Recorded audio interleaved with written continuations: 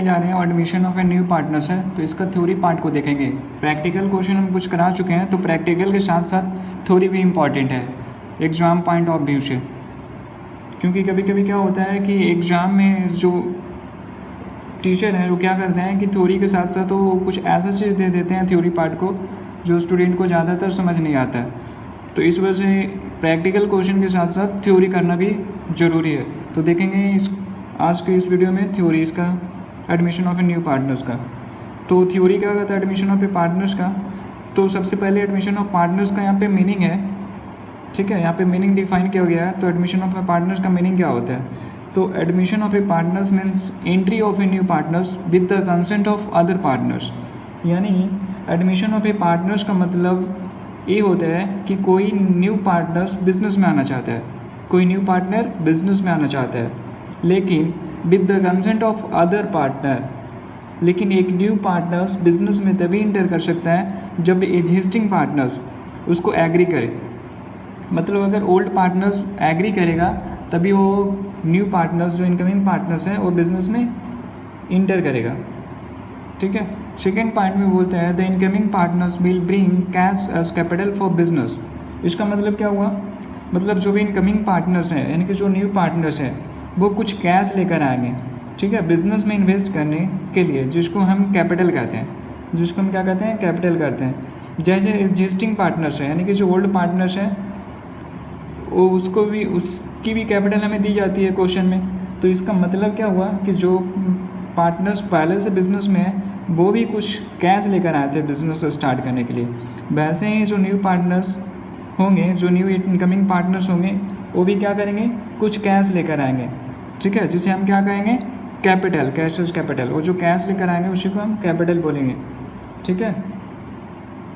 उसके बाद जो थर्ड पॉइंट में यहाँ पे बोलते हैं he will bring as goodwill to compensate the old partners who sacrifice.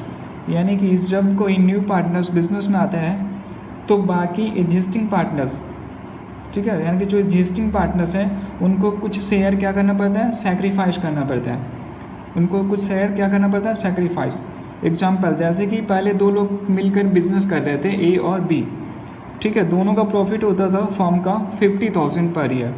तो अब एक न्यू पार्टनर बिजनेस में आ रहे हैं सी, तो सी को भी कुछ ना कुछ शेयर दिया जाएगा प्रॉफिट का। तो अब क्या होगा? वो 50,000 में तीनों लोग को डिस्ट्रीब्यूट होगा, ए को भी, बी को भी और सी को भी।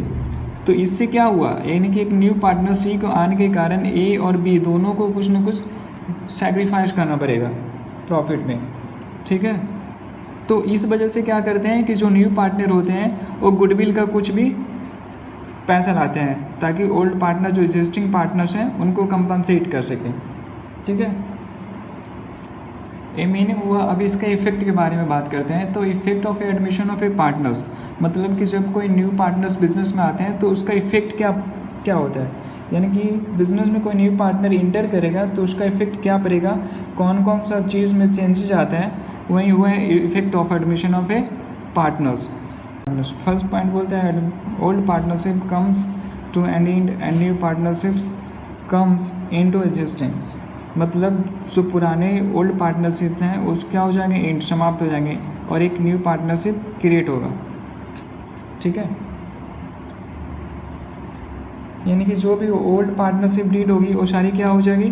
ख़त्म हो जाएगी और एक न्यू पार्टनरशिप डीड बनाया जाएगा। पहले का जो भी पार्टनरशिप डीड बना हुआ था, जो भी उसमें सारी बातें लिखी गई थी, वो सारी की सारी समाप्त हो जाएगी और ये अब क्या होगा? एक न्यू पार्टनरशिप डीड क्रिएट किया जाएगा और उस पार्टनरशिप डीड के अंदर सारी बातें लिखी जाएगी, जैसे किसी पार्टनर को बोनस देना है, सैलरी देना है, कमीशन देना है, etc जो भी है वो सारी की सारी पार्टनरशिप न्यू पार्टनरशिप डीड बनेगी, उसमें सारी मेंशन करना पड़ेगा, सभी को लिखना पड़ेगा उसमें, ठीक है।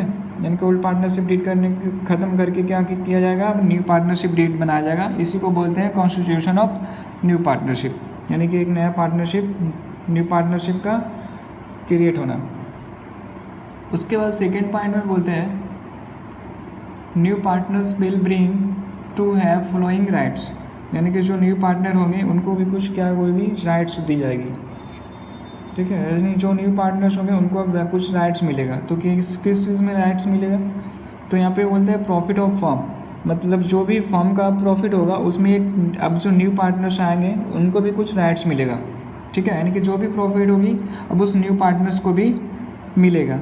अगर फर्म लॉस में जाती है, यानी फर्म को लॉस आना पड़ता है, तो क्या होगी, जो न्यू पार्टनर्स आएंगे उनको लॉस भी बेयर करना पड़ेगा।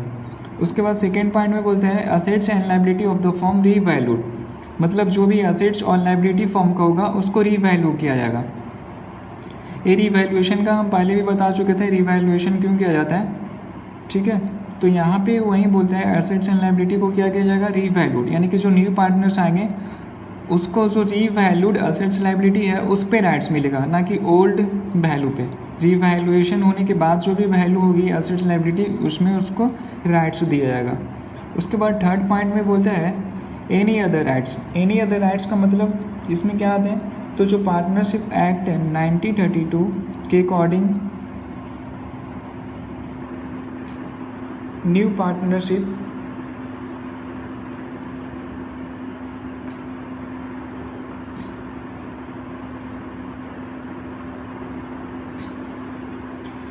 थर्ड पॉइंट में बोलते हैं any other rights. Any other rights का मतलब पार्टनरशिप एक्ट 1932 के अकॉर्डिंग न्यू इनकमिंग पार्टनर को कोई और भी राइट्स मिलेगा तो वो भी कवर हो जाएगा उसके अंदर। उसके बाद थर्ड पॉइंट में बोलता है assets and liability are revalued, मतलब जो भी असेट्स होगी और लायबिलिटी होगी वो क्या होगी, रीवैल्यूड होगी। पहले भी बताया गया है यहाँ पे रीवैल्यूड, मतलब न्यू पार्टनर के आने के बाद क्या होगा, जितना भी असेट्स और लायबिलिटी है सभी को रीवैल्यूएशन करना पड़ेगा।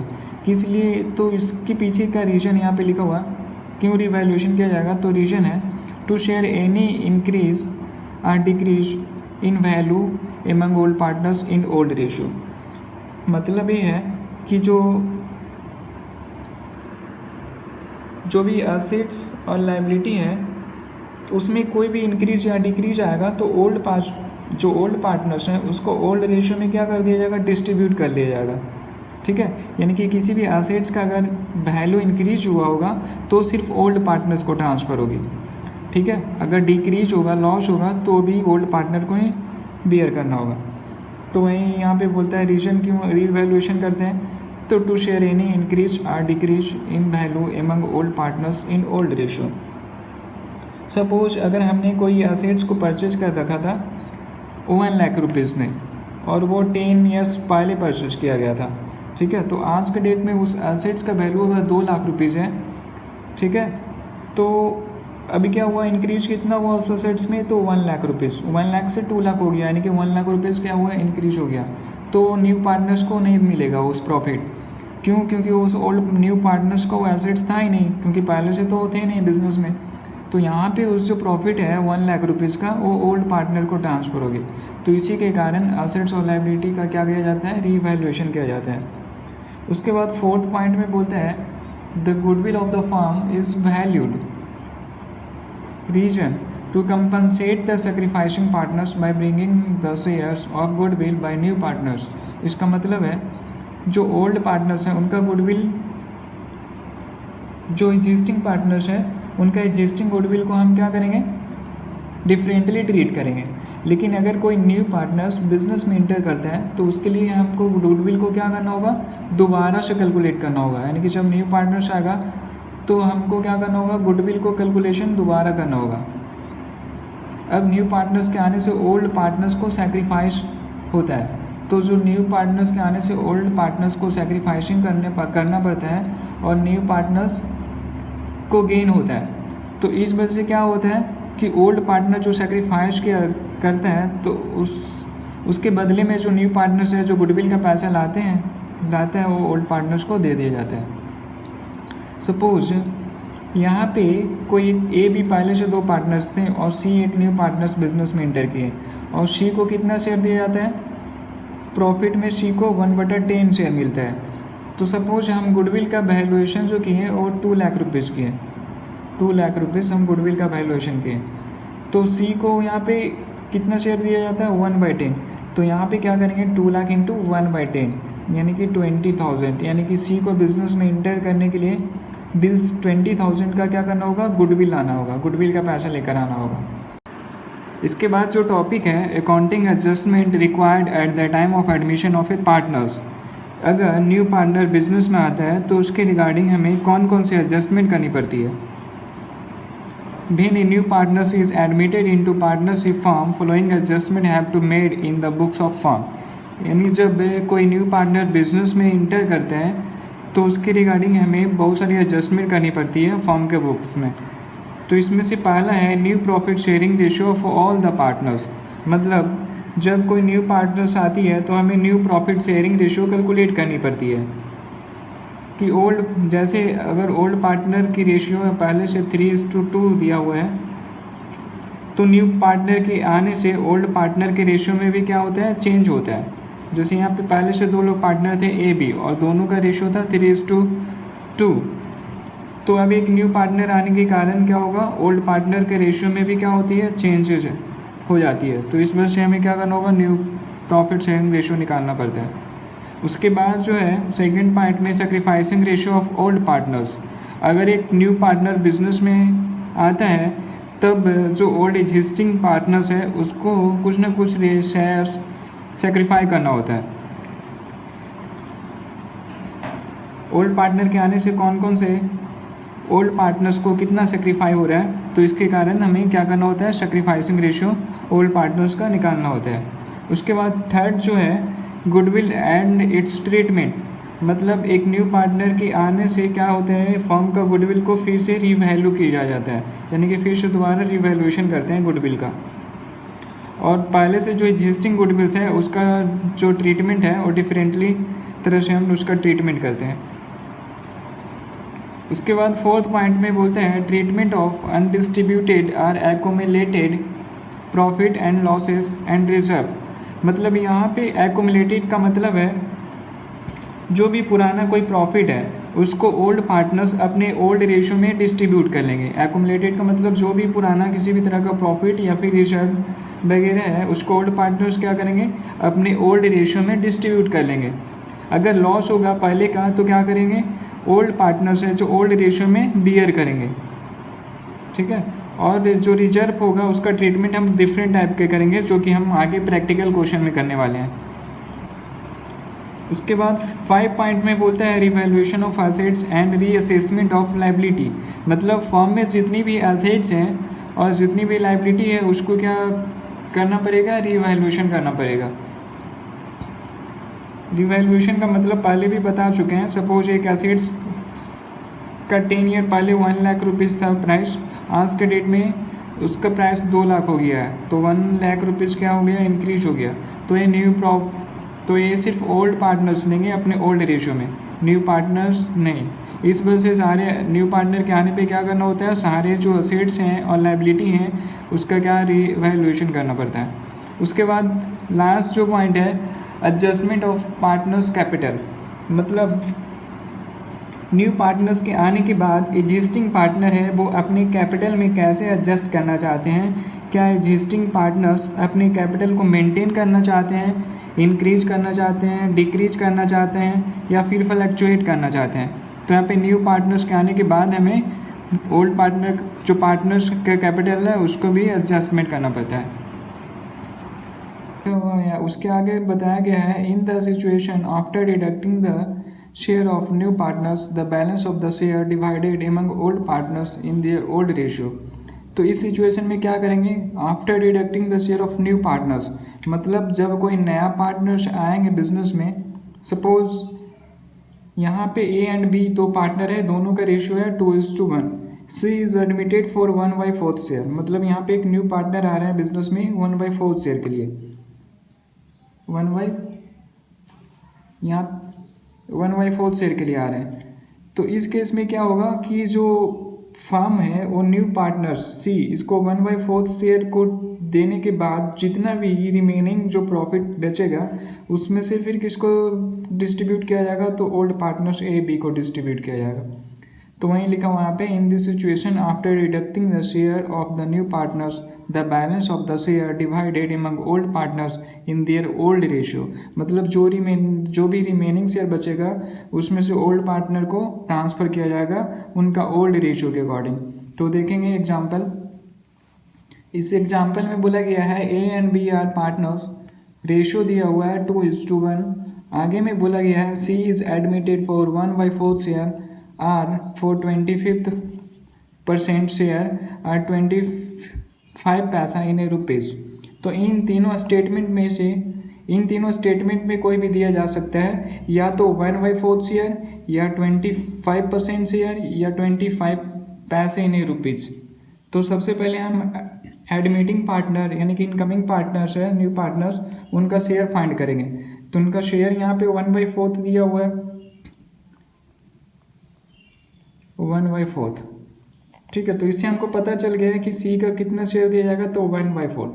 अगर क्वेश्चन में गिवन रहेगा 25% शेयर, तो क्या करेंगे, 25% का मतलब हो गया 25/100, यानी कि ए भी आ जाएगा 1/4।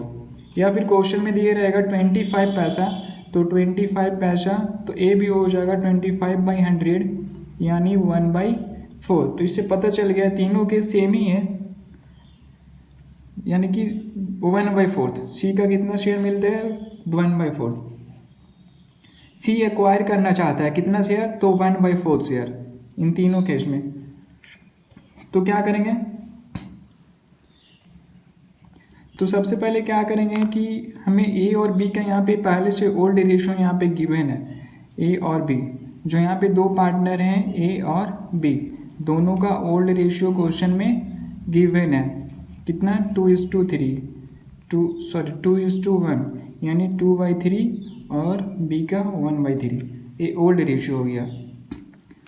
ठीक है, तो अगर पहले जो भी प्रॉफिट होता था उसमें से 2/3 हिस्सा ए को ट्रांसफ़र होता था और 1/3 बी को ट्रांसफ़र होता था। तो यानी देखा जाए तो दोनों को हमको फर्म का प्रॉफिट मालूम करना है। तो फर्म का प्रॉफिट कैसे मालूम करेंगे, तो ये दोनों का प्रॉफिट को ऐड कर देंगे, यानी 2/3 प्लस 1/3, यानी कितना आ गया, तो 3/3। कैंसिल करेंगे तो कितना आ जाएगा, 1, यानी कि फर्म का प्रॉफिट 1 आ गया। ठीक है, तो अब क्या करेंगे, इस फर्म का प्रॉफिट कितना होता था, तो इसको मान लेंगे टोटल प्रॉफिट, इसलिए हम इसको मानते हैं टोटल प्रॉफिट। तो टोटल प्रॉफिट तो भी कितना होगा, 1। तो इसमें से सी को कितना देना है हमें शेयर, क्वेश्चन में गिवन है, वो या तो 1/4 रहेगा, या 25%, या फिर 25 पैसा इन रुपीज़। तो यहाँ पे सपोज सी का दिया हुआ है शेयर 1/4। ठीक है, तो उसके बाद सबसे पहले फर्म में जो भी प्रॉफिट आ गया, यहाँ पे प्रॉफिट 1 माने हैं, तो इस 1 में से प्रॉफिट में से हम सी को ट्रांसफ़र कर देंगे 1/4, यानी कि माइनस हो जाएगा, वहीं हमारा क्या बचेगा, रिमेनिंग शेयर। तो रिमेनिंग शेयर कैसे निकालेंगे, तो टोटल फर्म का प्रॉफिट 1 और इसमें से माइनस कर देंगे सी का शेयर, तो सी का कितना शेयर है, 1/4।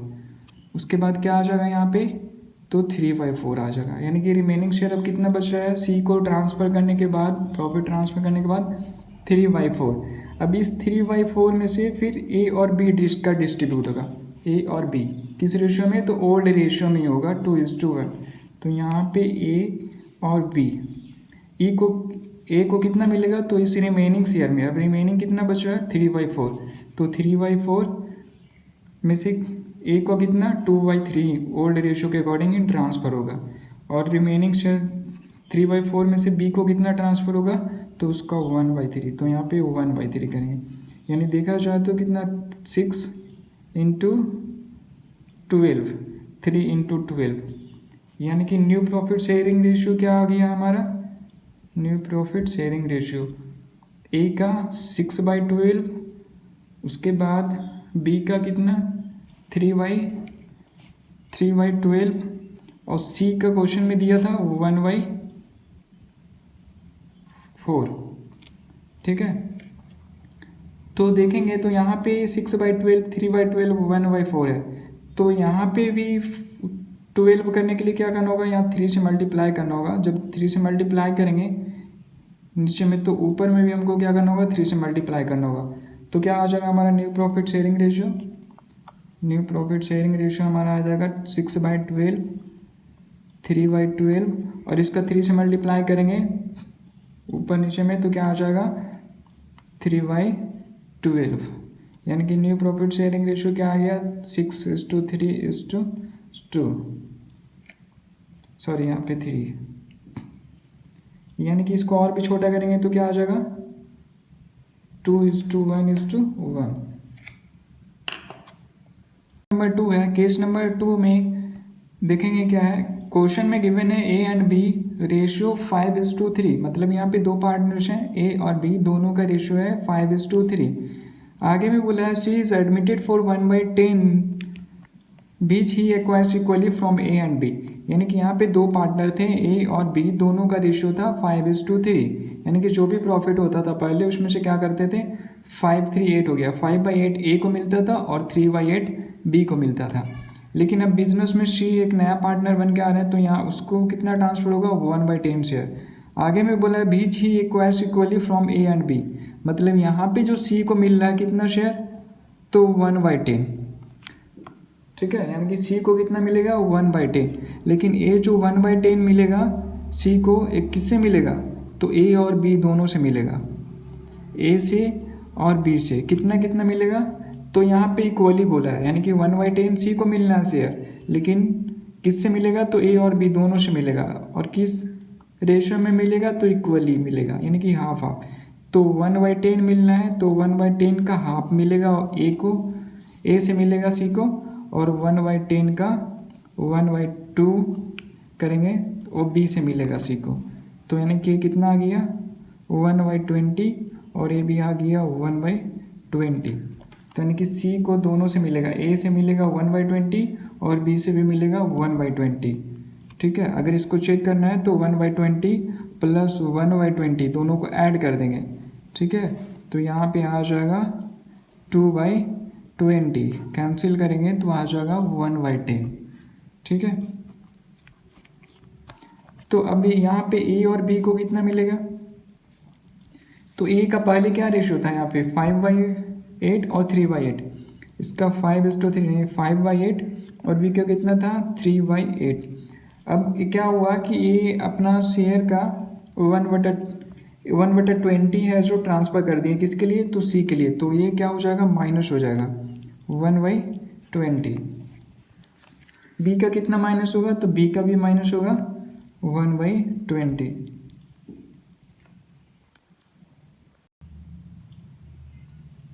तो अब क्या करेंगे, यहाँ पे 8 और 20 दोनों का एलसीएम लेंगे, तो एलसीएम इसका लेंगे तो आ जाएगा 40, तो यहाँ पे आ जाएगा 25 - 2 यानी कि 23/40 आ जाएगा।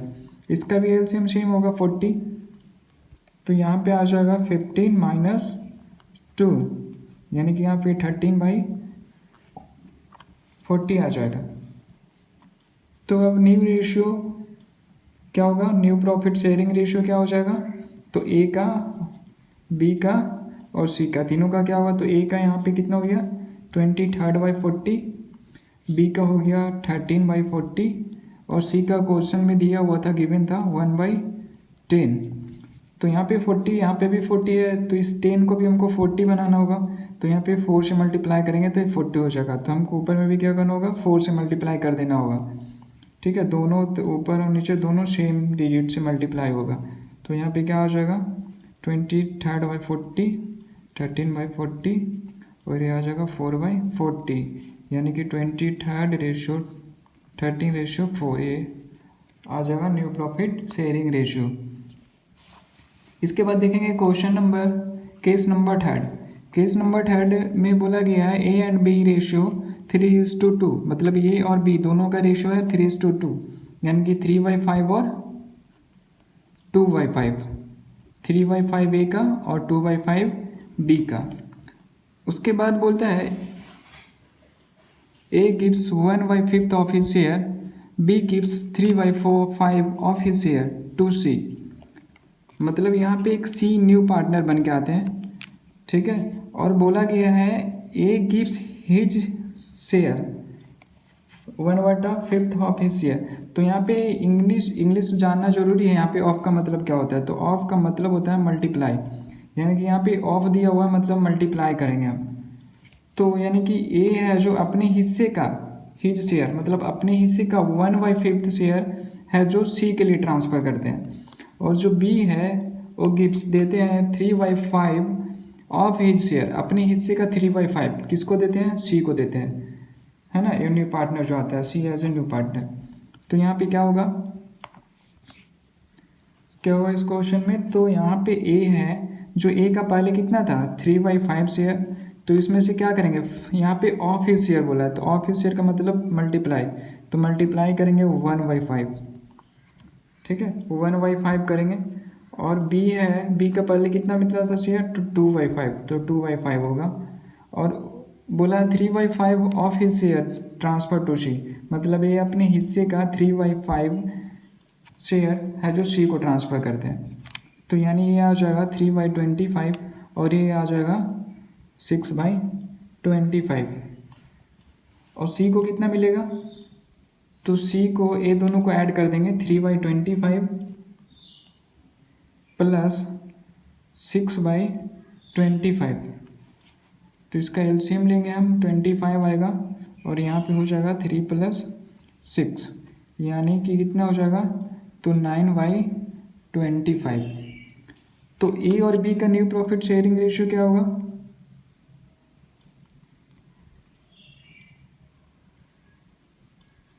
ए और बी का न्यू रेशियो क्या हो जाएगा, तो पहले शेयर मिलता था ए को 3/5, उसमें से माइनस हो जाएगा ए 3/25, 3/25 को क्या करेंगे माइनस कर देंगे, 3/25 को माइनस करेंगे तो इसका एलसीएम आ जाएगा 25, यहाँ पे हो जाएगा 15 - 3, यानी यहाँ पे कितना हो जाएगा 12/25। बी का पहले का शेयर कितना था 2/5, तो 2/5 उसमें से माइनस करेंगे 6/25 को, तो यहाँ पे 6/25 को माइनस कर देंगे तो हमारा क्या हो जाएगा 25, यानी 100 - 6, यानी कि 4/25। तो यानी कि यहाँ पे न्यू प्रॉफिट शेयरिंग रेशियो क्या आ गया तीनों का, ए का, बी का और सी का। ए का कितना है यहाँ पे 12/25, बी का है 4/25 और सी का कितना है 9/25। में गिवन है A and B and C ratio 3:2:1, D is admitted for 1/6 share, C would retain his original share. मतलब यहाँ पे ए बी और सी तीन पार्टनर थे, तीनों का रेशियो था 3:2:1। D is admitted for 1/6 share, मतलब यहाँ पे तीन पार्टनर थे ए बी और सी ओल्ड पार्टनर, तीनों का रेशियो कितना था 3:2:1, 3 + 2 5 + 1 6, यानी 3/6, 2/6 और 1/6। उसके बाद बोलता है D is admitted in new partner, मतलब डी है जो एक न्यू पार्टनर बन के आ रहे हैं, डी है जो एक न्यू पार्टनर बन के आ रहे हैं। और उसके बाद बोला गया कि फॉर 1/6 शेयर, मतलब जो भी प्रॉफिट अब होगा, जो भी प्रॉफिट अब फॉर्म का होगा उसमें से 1/6 किसको मिलेगा, तो डी को मिलेगा। उसके बाद बोला गया C would retain his original share, मतलब यहाँ पे जो सी है ए, ठीक है, A would retain his original share, मतलब ये अपना ओरिजिनल शेयर रखेंगे, मतलब इन चेंज नहीं होगा इसका शेयर, सी का शेयर। मतलब जो भी डी के आने पे सी बताता है कि हमें जितना प्रॉफिट पहले मिलता था हम अभी भी क्या करेंगे उतना ही लेंगे, यानी कि ओरिजिनल शेयर ही रहेगा मेरा। तो क्या करेंगे total profit to be form लिखेंगे यहाँ पे, total profit to be form, total profit को हम कितना मानेंगे 1। तो फिर क्या करेंगे हम, तो यहाँ पे क्या करेंगे डी का कितना शेयर देना है 1/6, और सी को तो कोई चेंज नहीं होगा, सी को भी बोला गया है कि हम जितना पहले लेते थे प्रॉफिट में से हम अभी भी उतना ही लेंगे, यानी कि यहाँ पे सी का कितना शेयर है 1/6, ठीक है। तो ये दोनों को हम क्या करेंगे ऐड कर देंगे 1/6 + 1/6, यानी कितना हो जाएगा 2/6, ठीक है। यानी कि अब टोटल प्रॉफिट 1 जो फर्म का होगा उसमें से 2/6 क्या हो जाएगा, इसमें से 1/6 सी को मिलेगा, 1/6 डी को मिल जाएगा। तो हम रिमेनिंग शेयर उसके बाद निकाल लेंगे, रिमेनिंग शेयर। तो रिमेनिंग शेयर कैसे निकलेगा, तो टोटल प्रॉफिट जो फर्म का है 1, इसमें से माइनस करेंगे, कितना माइनस करेंगे 2/6, और ये 2/6 बता चुके हैं कैसे आया, डी एक न्यू पार्टनर जो 1/6 शेयर के लिए आ रहे हैं, और सी अपना हिस्सा पहले का कायम रखेगा, मतलब इसका कोई चेंजिंग नहीं होगा, ये ओरिजिनल शेयर रहेगा। तो ये दोनों को क्या करेंगे हम ऐड कर देंगे 1/6 + 1/6, यानी 2/6। तो रिमेनिंग शेयर यहाँ पे आ जाएगा 1 - 2/6 कितना आ जाएगा, इसका एलसीएम ले लेंगे यहाँ पे 6, तो 6 - 2 यानी कि 4/6, तो रिमेनिंग से आ गया 4/6। अब क्या करेंगे 4/6, तो यहाँ पे ए का और बी का दोनों का क्या होगा, ए और बी दोनों का तो रेशियो चेंज हो जाएगा। तो यहाँ पे ए का न्यू शेयर कितना आ जाएगा, तो पहले जो भी रिमेनिंग बचेगा यहाँ पे वो रिमेनिंग कितना शेयर बच रहा है सी और डी को देने के बाद, तो 4/6, तो यहाँ पे 4/6 होगा। और ए को पहले कितना दिया जाता था 3/6। इसके बाद अब क्या करेंगे, यहाँ पे रिमेनिंग शेयर है, यहाँ पे 4/6 आ गया, तो अब रिमेनिंग जो शेयर है 4/6 इसमें से अब ए को मिलेगा, ए का कितना शेयर है, तो यहाँ पे 3/5 होगा, क्योंकि यहाँ पे सी तो अपना सिक्योर कर लिया 1/6 शेयर, और डी का भी तो सिक्योर है 1/6, तो बचा सिर्फ ए और बी, तो दोनों का कितना रेशियो है, तो 3:2, 3 और 2 इसका है, तो 3 + 2 5 होगा, तो यहाँ पे 6 नहीं अब हो जाएगा 5 हो जाएगा, तो यहाँ पे 3/5 होगा, 4/6 × 3/5। और बी का न्यू शेयर कितना होगा, तो जो रिमेनिंग शेयर है 4/6 इसमें से अब बी का कितना मिलेगा, तो 2/5, इसका 2 है तो 2/5, 3 + 2 5 हो गया, 3/5 और 2/5 मल्टीप्लाई कर देंगे दोनों को,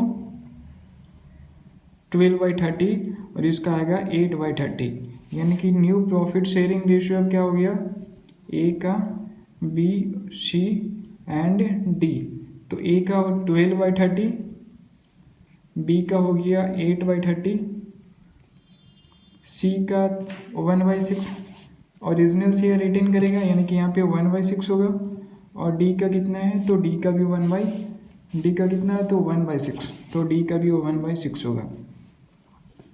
अब क्या करेंगे, यहाँ पे तो 12/30 है, 8/30 है, यहाँ पे 1/6 है और 1/6 है, तो यहाँ पे 30 है, तो इसको भी 30 में चेंज करना होगा, तो यहाँ पे हम 5 से मल्टीप्लाई करेंगे, और तो ऊपर में भी हमको 5 से मल्टीप्लाई करना होगा, उसी तरह इसमें भी हमको 5 से मल्टीप्लाई करना होगा, ऊपर में भी हम 5 से मल्टीप्लाई कर देंगे, तो 12/30, 8/30, ये आ जाएगा 5/30 और ये आ जाएगा 5/30।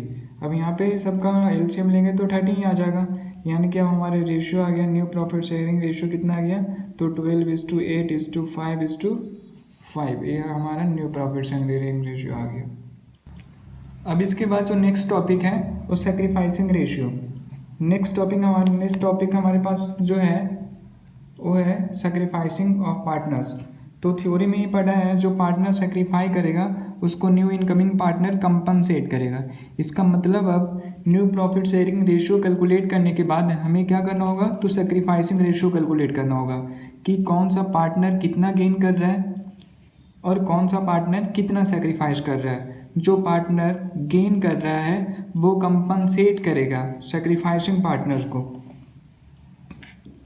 रीजन ऐसा क्यों होता है, यहाँ पे लिखा हुआ after finding out the new ratio we need to find out which partner is gaining or sacrificing. तो उसका रीजन क्या है, to compensate the sacrificing or losing partner by gaining partners. मतलब सेक्रीफाइसिंग आर गेन रेशियो को calculate करना क्यों पड़ता है, ताकि हमें पता चले कि कौन सा पार्टनर सेक्रीफाई कर रहा है या कौन सा पार्टनर गेन कर रहा है। और जो पार्टनर गेन कर रहा है वो कैश लाकर वो क्या करेगा, कैश लेकर आएगा सेक्रीफाइसिंग पार्टनर्स को पे करने के लिए। तो उसका रीजन यही, हमें क्या करना होगा, सेक्रीफाइसिंग रेशियो कैलकुलेट करना होगा न्यू रेशियो निकालने के बाद। तो सेक्रीफाइसिंग रेशियो निकालना बहुत आसान है, उसका फॉर्मूला है सेक्रीफाइसिंग रेशियो इक्वल टू क्या होगा, old ratio minus new ratio. अगर हमें क्वेश्चन में दोनों रेशियो दी हुई है, अगर ओल्ड रेशियो भी और साथ में न्यू रेशियो, तो सेक्रीफाइसिंग रेशियो निकालना बहुत ही आसान है। तो सेक्रीफाइसिंग रेशियो को पता करने के लिए हमारे पास दो वैल्यू की ज़रूरत पड़ती है, ओल्ड रेशियो की और दूसरा न्यू रेशियो को। हम क्या करते हैं, ओल्ड रेशियो में न्यू रेशियो को माइनस कर देते हैं, जिससे हमारा सेक्रीफाइसिंग रेशियो पता चल जाता है। तो यहाँ पे एक एग्जांपल दी हुई है, तो कोई भी टाइप की क्वेश्चन दी जा सकती है। क्वेश्चन का टाइप ऐसी भी आ सकती है जिसमें आपको ओल्ड रेशियो और न्यू रेशियो दोनों दिया हुआ रह सकता है। यानी कि क्वेश्चन में ओल्ड रेशियो भी दी गई होगी और न्यू रेशियो भी दी गई होगी, तब आपको कैलकुलेशन करना क्या हो जाएगा, बिल्कुल सिंपल हो जाएगा। लेकिन अगर आपको न्यू प्रॉफिट शेयरिंग रेशियो नहीं दी हुई हो तो जो मैंने आपको पहले डिफरेंट केसेस बताए जिसकी मदद से आप न्यू प्रॉफिट शेयरिंग रेशियो निकाल सकते हैं, उसके बाद क्या करेंगे, सैक्रिफाइसिंग रेशियो निकाल सकते हैं।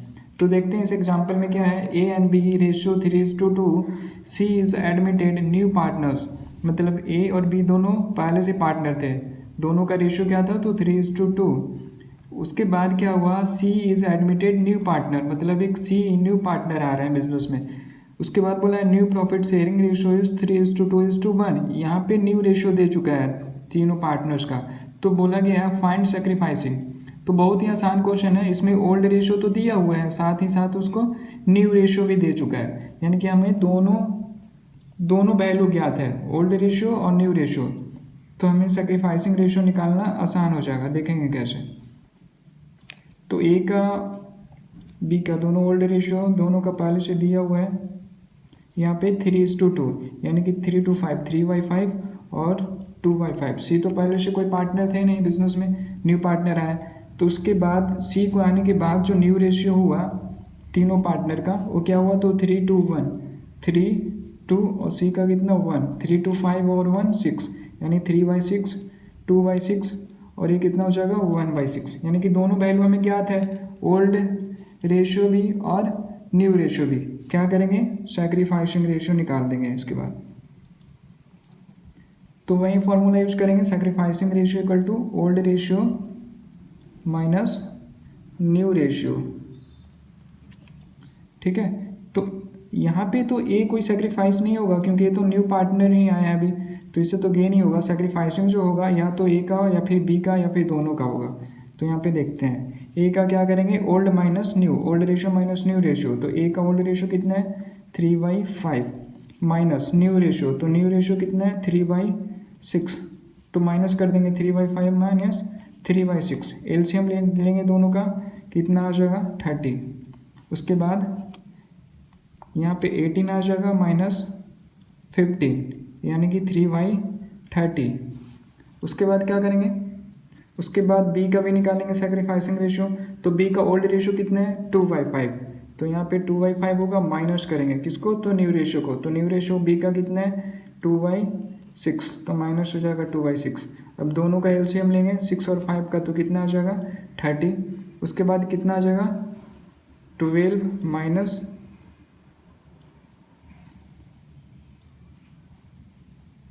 10, यानी कितना हो जाएगा इसका 2/30। तो यानी कि ये दोनों सेक्रीफाइस हो रहे हैं, ए भी और बी भी, पार्टनर दोनों पार्टनर जो था ए और बी दोनों सेक्रीफाइस हो रहा है। तो यहाँ पे प्लस में है, तो प्लस का मतलब होता है अगर हमारा ये जो रेशियो फाइंड आउट होगा अगर ये प्लस में होगा तो क्या होगा सेक्रीफाइस। ठीक है, और कभी कभी क्या होता है माइनस में आ जाता है फिगर, जैसे यहाँ पे 12 माइनस 10 है, यही चीज़ उल्टा होता है, जैसे कि यहाँ पे 10 माइनस 12, तो क्या आता है उसका -2, -2/30 आता है। ठीक है, तो यहाँ पे जो माइनस आ गया ये क्या कहलाता है गेन, यानी कि यहाँ पे बी को गेन हो जाता है। तो जो माइनस का अगर माइनस में आया है उसका फिगर तो हम उसे क्या समझेंगे गेन। ठीक है,